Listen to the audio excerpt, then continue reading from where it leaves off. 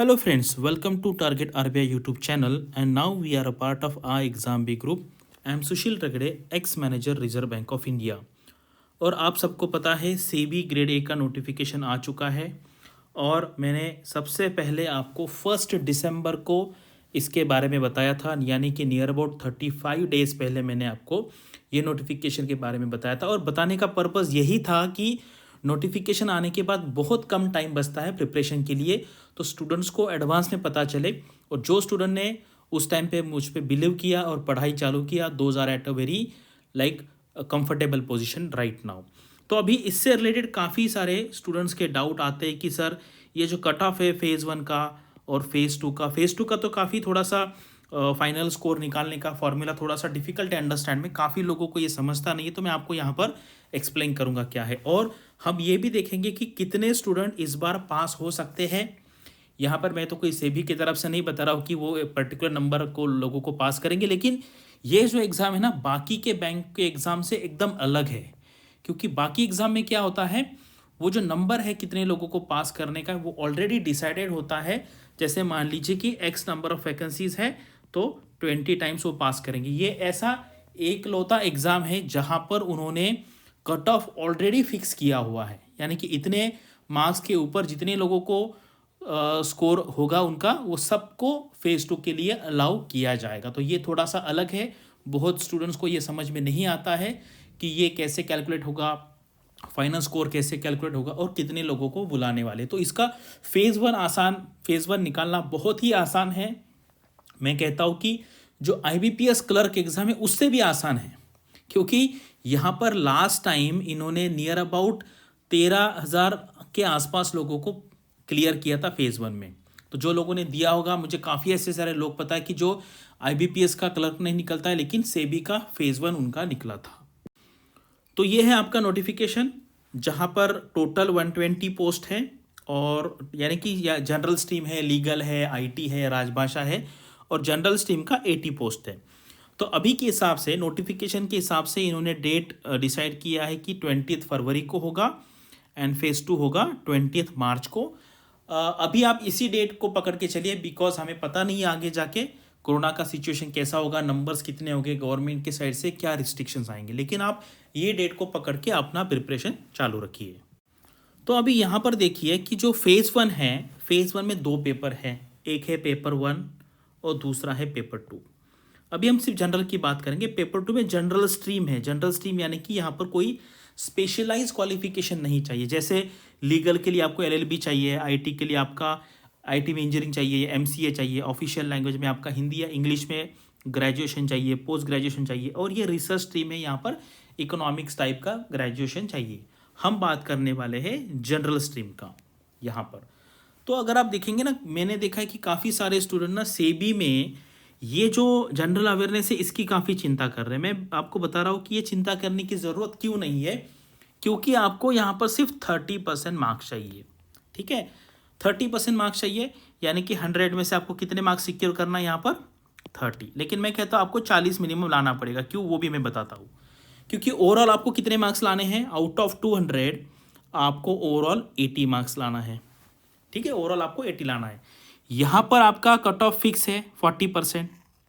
ठीक है, तो अगर मान लीजिए यहाँ पर आपने 30 लाया तो आपको ओवरऑल 80 करने के लिए यहाँ पे 50 लाना पड़ेगा। और पेपर 2 थोड़ा सा डिफिकल्ट हो सकता है। लास्ट ईयर तो बहुत आसान आया था, सब लोगों को 80 के आसपास मार्क्स थे। तो यहाँ पर ये जो पेपर 1 है आप सबको पता है, क्वांट है, इंग्लिश है, रीजनिंग है, जनरल अवेयरनेस है, और यहाँ पर सेक्शनल कट ऑफ नहीं है। यहाँ पर कहीं पर भी सेक्शनल कट ऑफ की बात नहीं की है, यानी कि अगर किसी का इंग्लिश मान लीजिए वीक है, किसी का रीजनिंग वीक है या GA वीक है, तो आप वो सेक्शन में कम मार्क्स आए या नहीं भी सॉल्व करेंगे तो भी चलेगा। लेकिन ऐसा किसी का होगा नहीं कि आपको 1 मार्क का भी नहीं आ रहा है। तो यहाँ पर सेफ स्कोर होगा आपका 40 to 45। सेफ इसलिए बोल रहा हूँ मैं क्योंकि आप जितना मतलब कैलकुलेट करेंगे उससे थोड़ा कम हो सकता है। तो आप यहाँ पर 50 मार्क लाने का ट्राई कीजिए, यानी कि आपको यहाँ पर 40 मार्क मिल जाएंगे। और यहाँ पे तो जितने मार्क्स ला सकते हैं आप उतने लाओ यहाँ पर, क्योंकि ये पेपर का पढ़ाई ज़्यादा करना आपको इम्पोर्टेंट इसलिए है क्योंकि फेज़ 2 में ये सारे सब्जेक्ट्स हैं फेज़ 2 में, और उसी के बेस पे आपका फाइनल सिलेक्शन होने वाला है। तो ये जो पेपर 1 है, आप जैसा प्रिपरेशन कर रहे हैं, आपका आपने एसबीआई के लिए प्रिपरेशन किया है, आपने आईबीपीएस के लिए किया है, तो उतने प्रिपरेशन के लेवल पे आपको डेफिनेटली इस पेपर में 40-45 मार्क्स डेफिनेटली मिल जाएंगे। तो अभी आपकी जो मैक्सिमम एनर्जी है, मैं कहता हूँ 80% एनर्जी आप यहाँ पर लगाइए और बस 20% एनर्जी आप पेपर 1 पे लगाइए। अभी ये भी मैं बताता हूँ कि ये जो सब्जेक्ट्स है इसका कैसे अप्रोच आपको रखना है। तो ये है सिलेबस और टॉपिक्स आपके जो फेज़ 2 है उसका, जो जनरल पेपर है जनरल स्ट्रीम का, उसके लिए इतने सारे टॉपिक्स को आपको पढ़ना है। तो मान लीजिए ये टोटल सिलेबस है आपका 100। तो आपको यहाँ पर क्या करना है, एटलीस्ट फेज़ 1 के लिए आपको यहाँ पर 80% सिलेबस का पढ़ाई करना है। कितना करना है? 80%। मैं बोलता हूँ आपको क्या छोड़ना है, and then try to get 65 to 70% marks. तो बहुत अच्छे तरीके से 80% कीजिए। जैसे मान लीजिए फाइनेंस आप पूरा कर सकते हैं, फाइनेंस इजी है क्योंकि आपने कहीं ना कहीं तो वो पढ़ा होगा जब आप जीए का पढ़ाई कर रहे हैं। उसके बाद मैनेजमेंट भी इजी है, मैनेजमेंट भी बिल्कुल मुश्किल नहीं है, थ्योरी है, एक बार पढ़ लेंगे तो हो जाएगा यहाँ पर। उसके बाद ये जो है कॉमर्स में थोड़ा सा कुछ पोर्शन आपको छोड़ना पड़ेगा, जैसे फाइनल अकाउंट का प्रिपरेशन है तो मान लीजिए यहाँ पर आपको 5% के आसपास पोर्शन छोड़ देना है। छोड़ देना है मतलब क्या करना है, आपको पढ़ना है, जहाँ पर समझ में नहीं आ रहा है वो इमीडिएटली छोड़ना है, वहाँ पर पूरी एनर्जी नहीं लगा रही। कुछ लोग क्या कर रहे हैं, पूरा कॉमर्स के बुक लेके बैठे हैं और उनको लग रहा है कि ये पेपर मतलब ही पेपर है सेबी का। ऐसा बिल्कुल नहीं है, जितना समझ में आ रहा है उतना पढ़ना है, बाकी का छोड़ देना है आपको। छोड़ देने का मतलब है वहाँ पर आपको ज़्यादा स्ट्रेसफुल कंडीशन में नहीं जाना है। अकाउंटेंसी में भी वही करना है, नियर अबाउट 5% के आसपास सिलेबस छोड़ देना है। कॉस्टिंग ईजी है क्योंकि लास्ट टाइम मैं तो कोई कॉमर्स बैकग्राउंड का नहीं हूँ, लेकिन मैंने खुद कॉस्टिंग पे क्वेश्चन बनाए। कॉस्टिंग जैसे कैजन है, वहाँ पर 5S मॉडल है, वहाँ पर बाकी बहुत इजी है वो इतना अगर आप थ्योरी पढ़ लेंगे तो कॉस्टिंग समझ में आ जाएगा। कंपनीज एक्ट भी ईजी है। ये लोगों को डिफ़िकल्ट इसलिए लगता है क्योंकि आपको कुछ चीज़ें याद रखनी होती है। तो आप कॉमर्स बैकग्राउंड के हो, इंजीनियरिंग के हो, कोई भी बैकग्राउंड के, आपको तो चीज़ याद रखनी ही पड़ेगी। तो ये कंपनीज एक्ट है, ये भी इतना मुश्किल नहीं है, लेकिन अगर आपको कुछ सेक्शन डिफिकल्ट समझ में नहीं आता तो यहाँ पे भी आज 5% पोर्शन छोड़ दीजिए। और ये इकोनॉमिक्स है ना, ये कोर इकोनॉमिक्स है, ये आपका आरबीआई जैसा ईएसआई नहीं है, it is not economic and social issues. तो इसमें भी कुछ पार्ट डिफिकल्ट है, जैसे डिमांड सप्लाई है, कुछ मैक्रो माइक्रो इकोनॉमिक्स के चैप्टर्स है, तो वो कुछ चैप्टर्स आपको जो समझ में नहीं आ रहा वो छोड़ देना है। यानी कि ये पूरे सिलेबस में से 20% पोर्शन आपको छोड़ देना है कम्प्लीटली, या ऊपर लेवल पे देखना है। लेकिन बाकी आप जो 80% करोगे वो अच्छी तरीके से करना है, जैसे आपको 65 to 70 मार्क्स उसमें मिल जाए। देखो पासिंग तो 40 पे है, ठीक है, लेकिन मैं क्या कह रहा हूँ, ये आप जितना अच्छा करेंगे बाद में जब फेज़ 2 आएगा आपका, ये जो पढ़ाई आपको बाद में यूज़ में आने वाली है। तो यहाँ पर कोई न्यूमेरिकल्स है तो नहीं करने हैं, न्यूमेरिकल्स आपको नहीं करने हैं, वो आप फेज़ 2 के टाइम पे कर सकते हो, क्योंकि फेज़ 2 के लिए आपको नियर अबाउट 1 महीने का टाइम है, आप पकड़ लीजिए 28 दिन के आसपास का आपको टाइम है। तो यहाँ पर बहुत ईजी वे है। लास्ट ईयर भी मैंने इतना लोगों को बताया था, लेकिन बहुत सारे मेरे पहचान के लोग को एग्ज़ाम कोई गए ही नहीं थे। उनको लगा यार मेरा तो आईबीपीएस क्लर्क नहीं निकलता तो सेबी कैसे निकलेगा। लेकिन ये सेबी ईजी इसलिए है क्योंकि यहाँ पर आपको 200 में से 80 मार्क लाना इतना भी मुश्किल नहीं है। और लास्ट ईयर हुआ क्या था, फेज़ 1 का जो पेपर था वहाँ पर ये जो पेपर था जनरलिस्ट का, उसमें ये सिलेबस में से बहुत कम चीज़ें पूछी थी, कुछ अलग ही पूछा था उन्होंने, ठीक है। लेकिन आपको ये ऐसा नहीं करना है कि लास्ट टाइम पूछा नहीं तो इस बार नहीं पूछेंगे। आपको ये अच्छी तरीके से पढ़ना है। जो चीज़ें जल्दी समझ में नहीं आ रही है, ऐसे 20% चीज़ें आपको छोड़ देनी है, ठीक है। तो इस तरीके से करेंगे तो आप ये जो वीडियो देख रहे हैं, नियर अबाउट 90% लोग आप पास यहाँ पर होने वाले हैं। लास्ट ईयर कितने लोग पास हुए थे वो भी मैं आपको यहाँ पर बताने वाला हूँ। ये देखिए, ये है लास्ट ईयर का रिजल्ट, 54 पेज का रिजल्ट था टोटल। इतना बड़ा रिजल्ट तो कोई एग्जाम का नहीं आता। 54 पेजेस तक रिजल्ट था और 13,224 लोग पास हुए थे। नियर अबाउट 40 से 50% लोग जो एग्ज़ाम में बैठे थे, मतलब अप्लाई तो बहुत लोगों ने किया था, बहुत कम लोग बैठे थे, उसमें से नियर अबाउट आधे के आसपास लोग यहाँ पर पास हुए थे। बहुत ही ईजी पेपर है। अगर आपका कोई भी एग्ज़ाम नहीं निकला होगा अभी तक तो ये एग्ज़ाम आपका डेफिनेटली निकलेगा। अभी देखिए यहाँ पर मैं बताता हूँ कि ये डिफरेंस क्यों आया। किसी ने आरटीआई फाइल किया था और उन्होंने पूछा था कि जो लोग पास हुए हैं फेज़ 1 में उनका प्रोफाइल बताए हमें कि कौन से बैकग्राउंड के थे। जैसे लॉ वाले कितने थे, सीए कितने थे, कॉस्ट अकाउंटेंट कितने थे, कंपनी सेक्रेटरी कितने थे, CFA कितने हैं, इसके बाद इंजीनियरिंग कितने हैं और MBA कितने। तो ये जो नंबर आया है, ये जो मैंने रेड वाला किया ना, तो कुछ लोग जैसे मान लीजिए BE प्लस MBA है, ठीक है, कुछ लोग BE प्लस किसी ने मान लीजिए MA इकोनॉमिक्स किया हुआ है। तो ऐसे बहुत सारे लोग हैं कि जिनका डबल काउंटिंग हुआ है यहाँ पर। तो इसीलिए RTI में जो टोटल स्टूडेंट पास हुए हैं वो उन्होंने बताए हैं 15,500, लेकिन जो लास्ट पेज में हमने देखा 13,200 के आसपास लोग एक्चुअल फेज 1 में पास हुए थे। जनरल स्ट्रीम की हम यहाँ पर बात कर रहे हैं। अगर आप यहाँ पर फेज 2 का पेपर देख लेंगे ना, यहाँ पर आपको एक मिनिमम कट ऑफ यहाँ पर इन्होंने डिसाइड किया है। जैसे पेपर 1 जो है आपका इंग्लिश का, इसका कट ऑफ है 30% मार्क, यानी कि आपको 100 में से मिनिमम 30 मार्क्स लाने पड़ेंगे। और जो जनरल स्ट्रीम का जो पेपर है वहाँ पर आपको मिनिमम 40% मार्क लाने पड़ेंगे, लेकिन ओवरऑल आपको 50% मार्क्स लाने पड़ेंगे। और ये जो क्या है ये मैं आपको बता दूंगा कि ये क्या है, 1/3 क्या है, 2/3 क्या है। जैसे मैं थंबनेल पे आपको जो फॉर्मूला बताया था वो मैं आपको आगे के स्लाइड पे यहाँ पर एक्सप्लेन करूँगा। फेज 2 का जो टोटल स्कोर है, यहाँ पर आपका जो रिटन एग्ज़ाम है उसका वेटेज है 85%, ठीक है।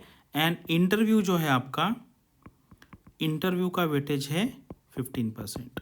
तो इसलिए यहाँ पर मैंने 85/100 लिखा है और यहाँ पर मैंने 15/100 लिखा है। तो ये वेटेज दिखाता है। तो अभी ये 1/3 का मीनिंग क्या है, आपने लास्ट स्लाइड में देखा होगा कि इंग्लिश में आपको जितने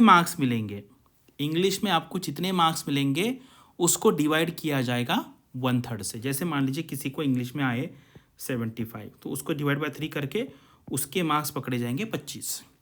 उसके बाद आपका जो पेपर 2 है उसको आपको 2/3 से मल्टीप्लाई करना पड़ेगा। यानी मान लीजिए किसी को 66 मार्क्स आए पेपर 2 में, ठीक है, तो यहाँ पर हम इसका 2/3 करेंगे तो ये मार्क्स आ जाएंगे 44। तो मान लीजिए ये 25 प्लस ये 44, तो ये हो गया आपका 69। और ये 69 को फिर से आपको 0.85 से मल्टीप्लाई करना पड़ेगा, ठीक है।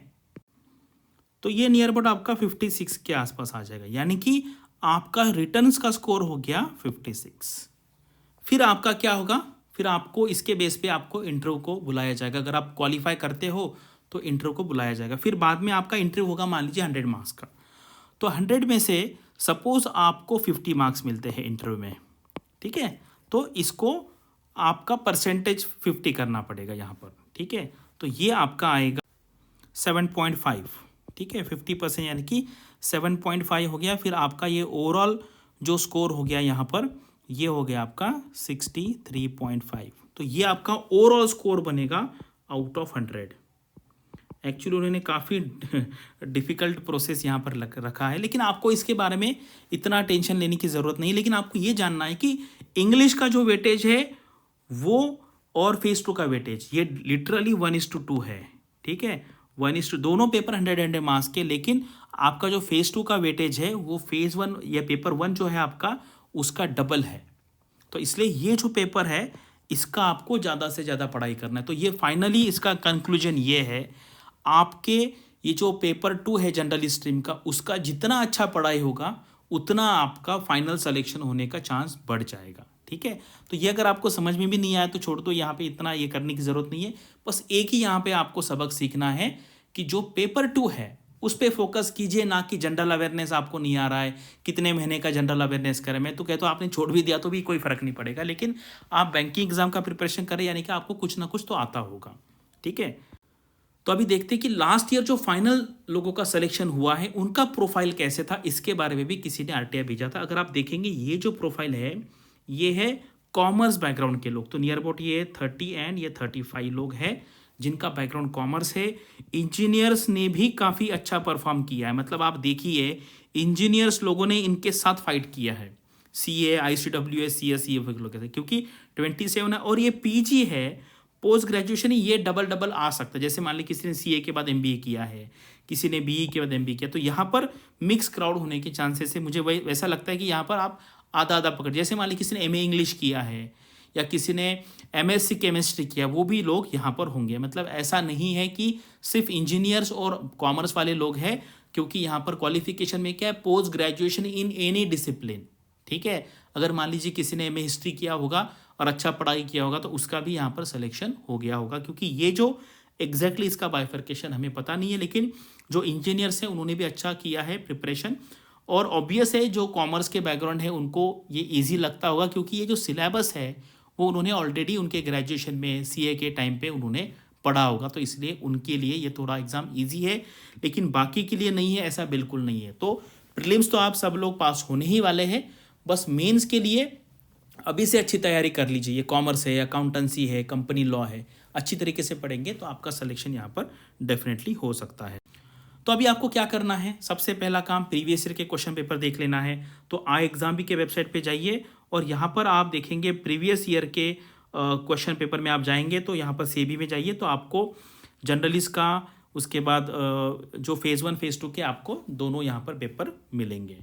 और आपको थोड़ा मॉक टेस्ट का प्रैक्टिस करना है। वो पिछले स्लाइड में मैंने बताया आपको प्रीवियस ईयर के क्वेश्चन, लेकिन अगर आपको मॉक टेस्ट चाहिए प्रैक्टिस के लिए तो आप यहाँ पे जाके फिर आप सेबी में जाइए। देन आपको राजभाषा है, उसके बाद जनरलिस्ट टीम है, बाकी के भी फेज़ 2 के पेपर्स यहाँ पर आपको मिल जाएंगे। तो ये है टोटल वीडियो बनाने का पर्पस कि ये एग्ज़ाम सबसे आसान एग्ज़ाम है प्रीलिम्स के एंगल से। पूरे बैंकिंग जितने एग्ज़ाम्स होते हैं उसमें सबसे आसान एग्ज़ाम है, क्योंकि यहाँ पर उन्होंने ऑलरेडी बताया हुआ है कि कितने कट ऑफ पे आपका सिलेक्शन होगा। अभी लास्ट ईयर नियर अबाउट 13,000 पकड़ लीजिए आप, तो मुझे लगता है इसी रेंज में इस साल भी लोग पास होने के चांसेस मुझे लगता है 13,000 से 15,000 लोग यहाँ पर पास होंगे, ऐसा मेरा अंदाज़ा है। रिजल्ट आने के बाद देखते हैं कि मेरा अंदाज़ा है बराबर आया या नहीं। So thanks for watching this video and all the best for your studies and upcoming examination.